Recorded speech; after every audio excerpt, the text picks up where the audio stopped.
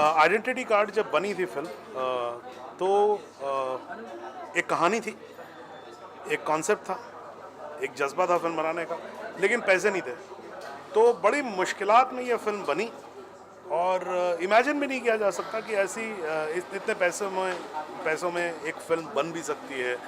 और सारे जाने माने कलाकार, रघुवीर यादव हैं, विजेंद्र काला हैं, विपिन हैं, टिया हैं, सब लोगों ने इसके अंदर काम किया और बाकायदा बिना पैसे के काम किया और प्रोड्यूसरशिप लिया इस फिल्म के अंदर। So it's a community funding type का एक ये फिल्म बनी और बनने के बाद फिल्म अच्छी बनी, हमें लगा अच्छी है, लेकिन ये समझ में नहीं आ रहा था किस तरह से रिलीज़ होगी, कैसे पहुंचेगी।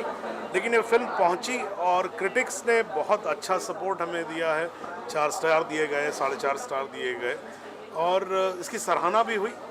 तो ये अपने आप में मेरे ख्याल से एक बहुत अहम लम्हा है, राहत साहब के लिए भी है जो इस फिल्म के निर्देशक हैं, और बाकी एक्टर्स के लिए भी है, प्रोड्यूसर्स के लिए है, जिन लोगों ने भी काम किया इस फिल्म के लिए, सबके लिए। और इसी के लिए हमें आज यहाँ पार्टी मनाने के लिए आए। मैं जब कश्मीर पहुँचा था तो थोड़ा डरा हुआ था और वहाँ पर आर्मी के ट्रक तो घूमते ही रहते थे।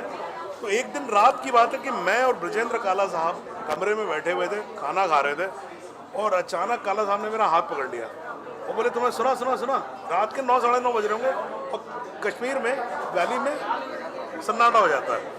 और उसके बाद हमने सुना गोलियों की आवाज़ आ रही और हम बहुत डरे रात को। और अगले दिन देखा तो कोई बात ही नहीं कर रहा। तो हमने कहा यार कल रात को कुछ गोलियां चल रही थी। बोले गोलियां नहीं चल रही थी, शादी का सीज़न शुरू हुआ, पटाखे बज रहे थे।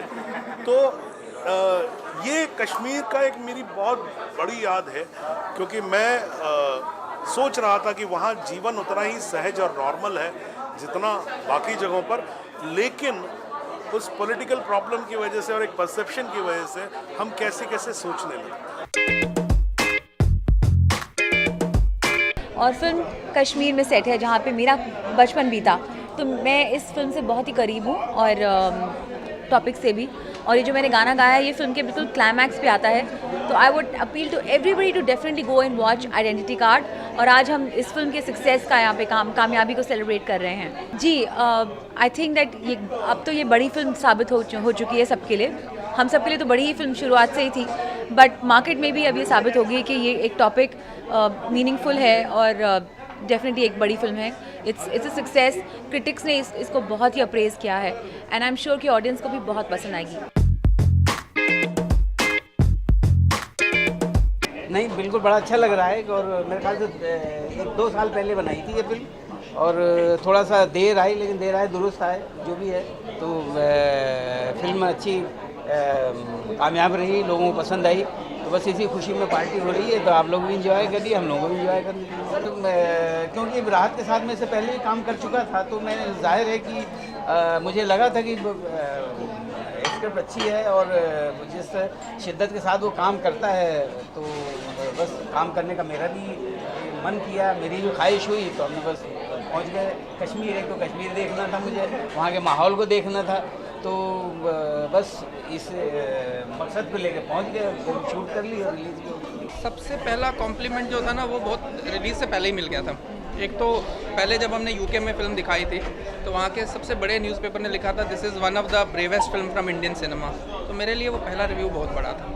फिर उसके बाद जब हाल ही में आप लोगों को पता होगा कि फ़िल्म को अमेरिका में 3 अवार्ड मिले, बेस्ट डायरेक्टर मिला, बेस्ट सपोर्टिंग एक्टर और बेस्ट फिल्म का अवार्ड मिला। तो वो एक अपने आप में बहुत बड़ी चीज़ थी। हम लोगों ने सोचा नहीं था कि अमेरिका जैसी कंट्री में जहाँ पर इतना कंपटीशन है और 600 फिल्मों में के कंपटीशन में ये फिल्म इस तरह से सामने आएगी, तो वो एक बहुत बड़ा अप्रिसिएशन था। फिर जिस तरह से क्रिटिक्स के रिव्यू आना शुरू हुए फिल्म से 2 दिन पहले, तो वो बड़ा कमाल था। और कई लोगों के मैसेजेस और जो मैं कह सकता हूँ कि फेसबुक पे या ईमेल्स वो काफ़ी खूबसूरत आ रहे हैं कि आपने एक इतनी खूबसूरत फिल्म बनाई है। तो काफ़ी अच्छा फील हो रहा है। कम्प्लीमेंट्स तो हैं ही हैं और मतलब यही लग रहा है कि ऊपर वाले का कर्म है, वरना इंसान की क्या औकात होती है। बिल्कुल करेंगे, क्योंकि देखिए ना, कुछ चीज़ है जो हम लोग को मालूम ही नहीं होता है। हम इतनी दौड़ भाग की ज़िंदगी में अपने काम में इतना मशगूल रहते हैं कि पता नहीं चलता क्या है। और ये जो चीज़ है कि इंडिया में रह के, इंडियन होके भी हमें आइडेंटिटी कार्ड लेके चलना पड़ता है, ये तो अजीब सी बात है। मतलब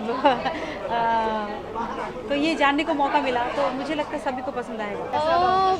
मैं एक्चुअली मुझे ऑनेस्टली आई एम स्पीचलेस, मुझे इतना अच्छा लग रहा है बिकॉज सी हर आर्टिस्ट का ये हमेशा एक फिल्म जब हम करते तो ये सपना होता है कि यू नो सारे क्रिटिक्स इसे सराहे, सारी ऑडियंस इसे पसंद करे, और जब वो पूरा होता है तो दैट्स व्हेन यू रियलाइज़ कि इतनी जो मेहनत की है वो सफल हो गई। So right now I am feeling really happy and I am feeling really relaxed. मतलब इस वक्त मैं एक्चुअली पार्टी करने के मूड में, बिकॉज मैं बहुत रिलैक्स्ड हूँ। जैसे मैंने पहले भी बोला कि द मोमेंट राहत ने मुझे फिल्म ऑफर की, उसके बाद से मेरा रिपोर्टर्स को देखने का नज़रिया बहुत बदल गया था। I used to check out the reporters कि वो कैसे बात कर रहे हैं, वो कैसे वॉक कर रहे हैं, स्पेशली फीमेल रिपोर्टर्स, बिकॉज वो बहुत ज़रूरी था।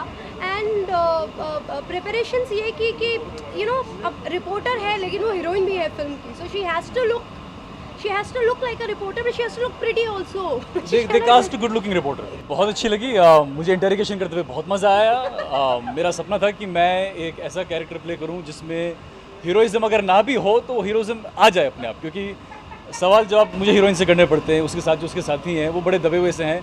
जितने अच्छे डायलॉग हैं, जितना मैनलीनेस और हीरोइज्म है वो हमारे पुलिस ऑफिसर के किरदार में है, तो मुझे तो बहुत मज़ा आया। हाँ, बहुत मज़ा आया।